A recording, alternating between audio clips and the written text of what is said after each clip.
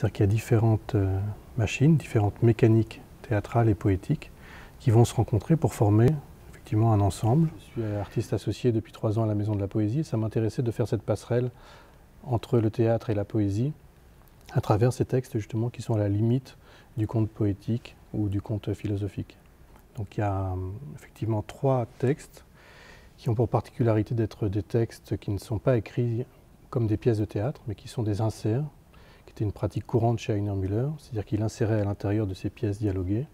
des textes qui venaient illustrer ou contrarier le propos qui est en train d'être développé. À travers ça, effectivement, il y a plein de thèmes différents. C'est qu'il y a une thématique qui est sûrement une thématique personnelle, entre l'affrontement homme-femme et la présence en fait, de ces 2 personnages, mais en fait ça retrace à travers ces 2 personnes qui appartiennent à l'image décrite plein d'autres problématiques et plein d'autres sujets qui sont effectivement la question de l'histoire, la question de la guerre, la question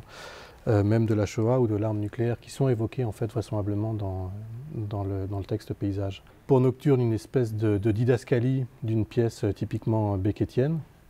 une didascalie sombre qui me permet pour moi de faire émerger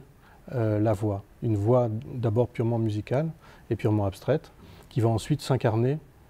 et incarner le corps et les mots dans une réunification finale qui va être la libération de Prométhée. Ma démarche au départ est une démarche musicale puisque je m'inscris davantage comme compositeur que comme metteur en scène.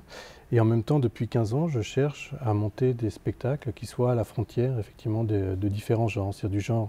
théâtral, du théâtre musical, bien que ce soit un nom à la fois trop vaste et trop connoté,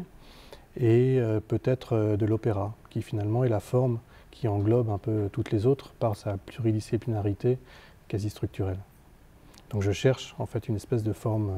une espèce d'opéra d'aujourd'hui. Alors il y a 3 actants sur scène, quelqu'un qui est un musicien, qui s'occupe de la partie musicale, une danseuse aérienne et un comédien. Et tout le travail que j'essaie de faire actuellement est de faire se rencontrer, parfois s'affronter, ces différents médias, mais y compris ceux qui ne sont pas présents sur scène, c'est-à-dire que la dimension plastique et la dimension donc lumineuse,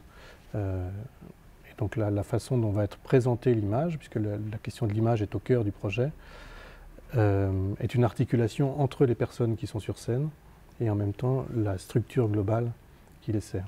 Les personnes qui sont sur scène ne représentent pas les personnes dont parle le texte. Ils sont simplement des personnes qui interprètent le texte et qui sont au service autant de la mécanique du spectacle que de la mécanique textuelle, mais ils ne sont pas identifiés à l'action du texte. Je pense que c'est effectivement dans le choc des différentes disciplines et en même temps dans l'alliage singulier qu'il y a de ces différentes disciplines, qui est une originalité singulière de ce projet.